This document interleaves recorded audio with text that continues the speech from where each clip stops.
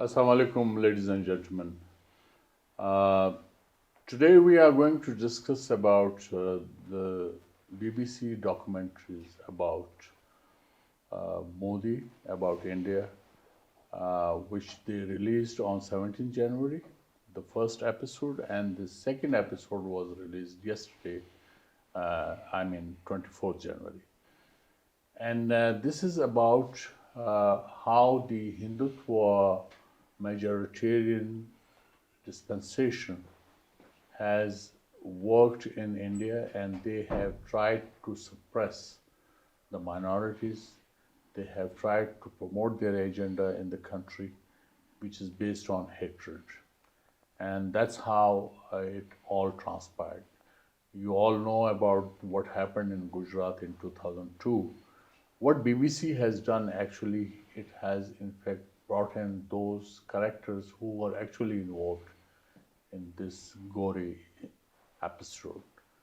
And then tonight we are going to discuss with me. I have my dear colleague Ambassador Imran Yawa, and we'll be discussing about the BBC documentary and its implication actually in India as well as internationally, and also it also impacts Pakistan. So Imran, what do you think after watching those two documentaries? I mean, two episodes of the documentary, which incidentally India has blocked and they have imposed censorship.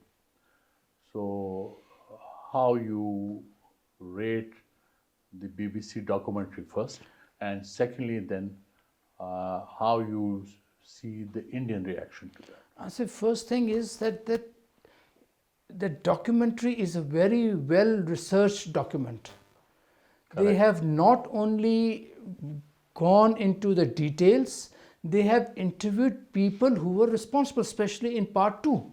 Correct. And this is not what only we are saying. Our point of view might be taken as a prejudiced point of view, but it is the Indians who are also saying that that documentary is a very well researched document. It has followed all the protocols. People who were victims of it, the victims were interviewed, the people, BJP representative was there, then those who were against it, they were there. Now, as far as suppressing this documentary is concerned, this is nothing new. I mean, as India is already 150 out of 185 odd countries as far as freedom of press is concerned. So we should not have been astonished by it, one thing. Second thing, I think it has put India into a very bad picture. That's why they are trying to hide from it. Mr. Modi has been depicted as, India has claimed as a country which upholds democracy, as a country which is a champion of democracy. That's what everyone says. And it is a champion of secularism. Secularism, pluralism. Yes. Right, but this particular documentary has shown the sham democracy that is there in India, and we are not saying this thing out of any antagonism towards Indians or the Indian system. It is a fact. It is what their people are also saying. In fact, this is a bad omen even for the entire region. Reason being that. The Indian democracy, in fact, we used to, envy the Indian democracy. Absolutely. And still, it is working, but it has been dented. And then the RSS-led dispensation in the country, it has promoted hatred within the country. So the sense of belonging within the minorities, especially the Muslims, that would be the biggest casualty, don't you think? Of course. Asif, RSS, you see what is happening now in India, this concept of Hindu nationalism or Hindutva, you have to start it from 1925 and just see its continuation. Nehru said that if fascism ever comes to India, it would be in the form of Hindu majoritarianism. Don't you think it's prophetic? That's prophetic. That is exactly what is happening. hate for the minorities. In fact, Hindu nationalism, which has been propagated by RSS, by BJP, its foundation lays on hatredism. Imran, we both have watched the 2 episodes. Very carefully. The first one was about the Gujarat Yes. massacre. Yes. And Prime Minister Modi's role. In fact, he gained more popularity Absolutely. after that incident.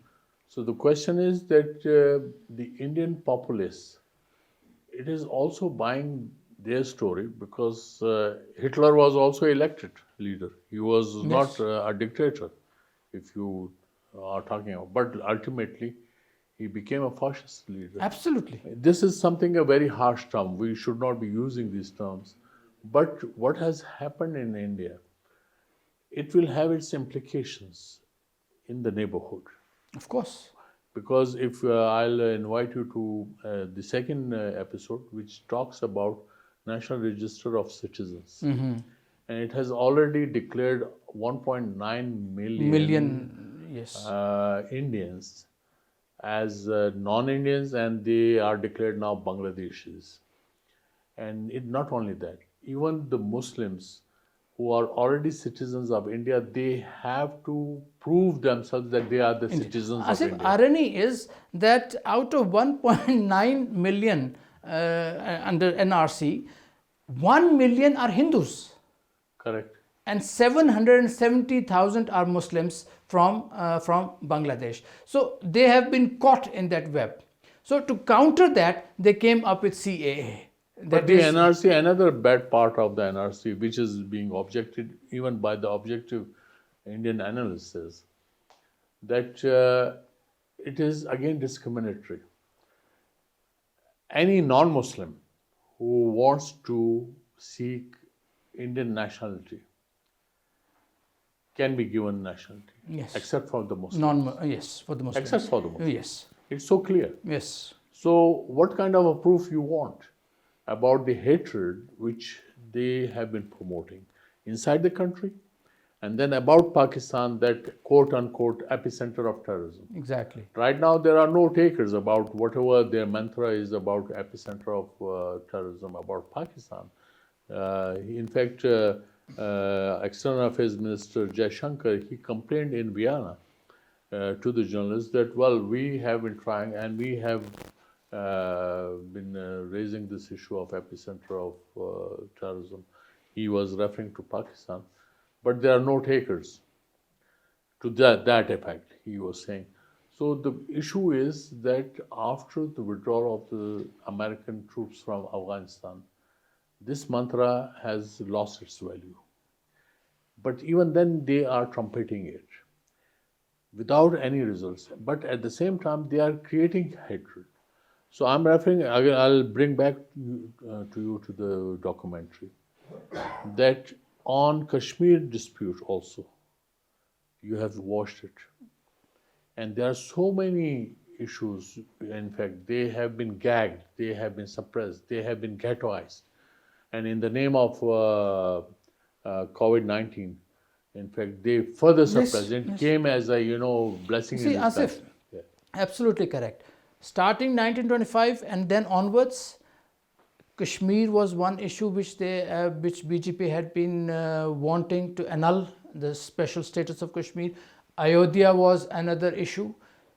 CAA was another issue. So these were things which BJP had been saying. That's how they won the elections. These were the building blocks. Exactly. So they were expected to do that, and they did that. There was nothing we could do, or there was nothing anyone could do about it. And again, not only on Kashmir, but about the Indian Muslims. Because first part was about the Gujarat massacre. This second episode, it begins with the... I think second episode was very, was painful to watch. Yes. You are watching people, a mother who is saying, who is mourning the death of her son. Correct. You are watching the lynching of a person because of cow, the beef Slaughter. issue. So I think it was very painful, and the Indian journalism, the Indian journalists who claim to be the harbinger of democracy, of open speech, they should have brought that thing to light. I don't understand why BBC, it had to be BBC to bring these things to the fore, to the world. But Imran, if you remember, Anita Ayub, She was one of them. Yes, she yes. did try. And in fact, she has been lynched, she has been ostracized. Her friends have, Asif, not only Anita Ayub. You see, the police officers who gave statement against the, it's in the It is in the- who yes. gave statements against Prime Minister Modi, they were either imprisoned or killed. The politicians who gave statement against, and they were proven, they were made to prove that they were wrong. They were You're false. right, because if I refer to Swapan Das Gupta, in fact, I happened to meet him when I was posted in New Delhi. Then he was a journalist, but even then his inclination was towards BJP. And in fact, he came to my residence a couple of times. But I was amazed to see the kind of mindset he, in fact, was defending the Hindutva ideology. And for him, this Gujarat Ahmedabad massacres were nothing, because he said it was a reaction to Godhra incident. So that was it. And then he would not answer that why Modi allowed 72 hours to the BJP and RSS goons to play havoc. Absolutely. And even Supreme Court overlooked this thing. There were this two police officers who stated that we were told by the highest authority of the state that for next 72 hours, let it outplay. Correct. And they were asked not to take any action against the Hindus, the Hindu extremists who were attacking the Muslims. Correct. So that's when the massacre took place. And Supreme Court conveniently, I'm not trying to embarrass the Supreme Court. I think they should be embarrassed by what they But don't you think that they should be embarrassed? Because what Modi took the action after revoking Article 370 and 35A of the Indian Constitution on 5th August 2019, that case is still pending. It's still in pending the there. Supreme Court. It's still pending and there. the Supreme Court is doing nothing. And secondly, their verdict about Ayodhya, Of course. the Babri Mosque, it was Asif, quite harsh. a state of fear exists. Do you in think, India. sorry to interrupt, do you think that Indian Supreme Court has also been Hinduized or More saffronized? than saffronized, I think they exist in a state of fear. The journalists exist in a state of fear. There is a fear. You don't find freedom of speech there, and you don't. I believe that even the judiciary is not free to accept. I'm also amazed. They used to be very. I mean, Asif, sorry to interrupt. I was really astonished to hear when in the documentary when it said that the police, when they were torturing the Kashmiris, they had it played on the microphone, on the loudspeaker, On the so loudspeaker. that people could hear it and they could be intimidated. That's This is and Supreme Court just overlooks and that. they don't call it state terrorism. They don't call it state terrorism. Right. This is something, yes, it is quite amazing. But I'm also amazed. I share a couple of groups on WhatsApp in which we have very prominent Indian journalists. But I'm amazed that there's a meaningful silence from them about the BBC documentary. while they themselves, in fact, they were part of it, and they were, in fact, they wrote about what happened when Article 370 was revoked. But now, even they seem to have imposed self-censorship. I'm really amazed. It's not self-censorship, it's fear. You are right, because they have been lynched. They have been lynched. They have been ostracized. So I don't think that this is going to continue. But right now, Mr. Modi's popularity, if you look at it, is still it is 75%. How can you say that it's not going to stay like that? As if And this how BBC long this you see, next year is again a year of the elections, and Mr. Modi is going to definitely contest the next year's elections. People have woken up. There is a gradual realization that what Hindutva is doing, what Hindu nationalism is doing, it's dividing India. It's against what the Indian forefathers wanted. That is a secularist India, and India which can accommodate all the society, all the groups. Imran, I have a slightly different view. It is a dividing India, yes.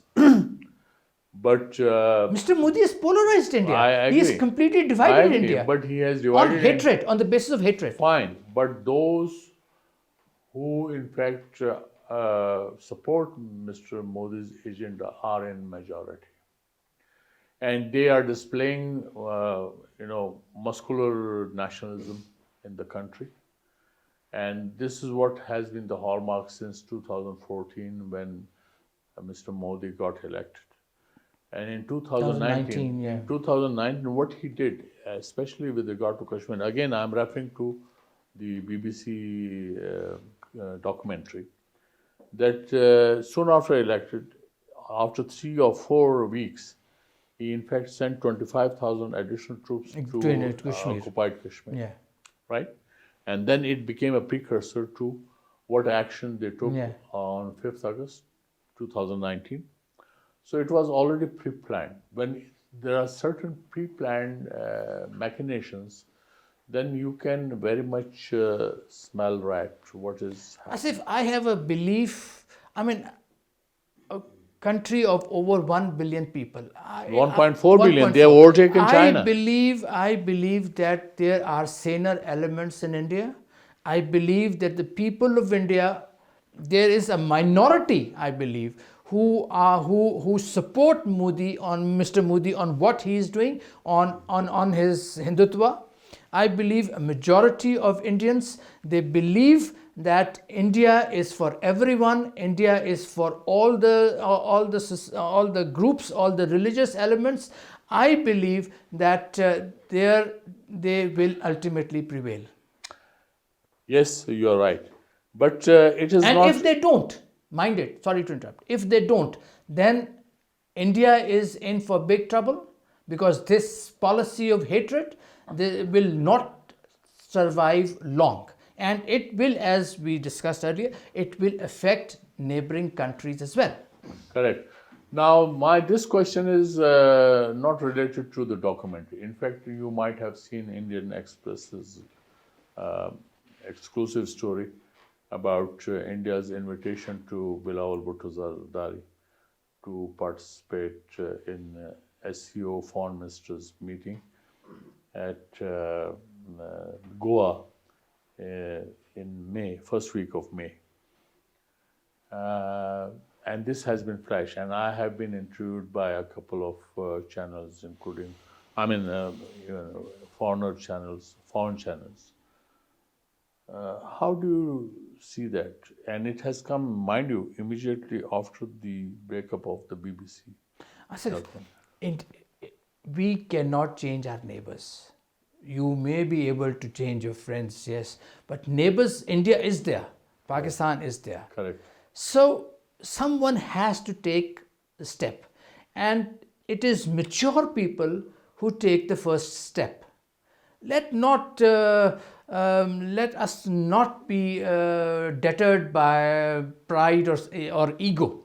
So you think I think Bilawal should go? I think the foreign minister should go. I think whatever is required by us, let history not say that Pakistan did not meet the challenges, that Pakistan faltered. The foreign minister should go. The foreign minister should actively participate in the proceedings. The foreign minister should meet his Indian counterpart. He should communicate our desire and our will. But right now, Imran, this is about its SEO activity. Whatever it is, it Asif, would whatever. be a multilateral. I Yes, mean, this is yes, what. absolutely. And in any case, whenever there was an SEO activity, either in Pakistan or India, despite the fact that 2019 action and we had downgraded our diplomatic relationship, those exchanges have been made. And Foreign Minister Bilal should go. But if there is a chance of a bilateral meeting, I think that would be a plus. That's definitely. So I think that both the countries should avail Absolutely. that chance. Absolutely correct. Thank you, Imran. I think this is the time we had. Ladies and gentlemen, what BBC documentary revealed, in fact, was not something a secret, and they have revealed it. In fact, we all knew it in bits and pieces. But what BBC has done is actually they have, in fact, revealed what actually the Hindutva dispensation or Hindutva forces are up to. They are telling us about the plight of the Muslims, minorities, and they are telling us what happened in Gujarat. The leader, which is in fact, he's riding on his popularity. There's no match, in fact, in the recent history. After Jawaharlal Nehru, I think it is Narendra Modi who is popular in that way. But here his popularity is, in fact, is not bringing India together. In fact, it is divisive in nature. Let's hope that good sense prevails in the Indian politics. Indian politics has its own resilience. I have no doubt about it, and I hope that the sanity would prevail and India would once again revert to the secular credentials which its constitution says, and which in fact would be in the favor of or for the benefit of not only for India but its immediate neighborhood. Thank you very much. Keep watching, and till next episode. Khuda Hafiz.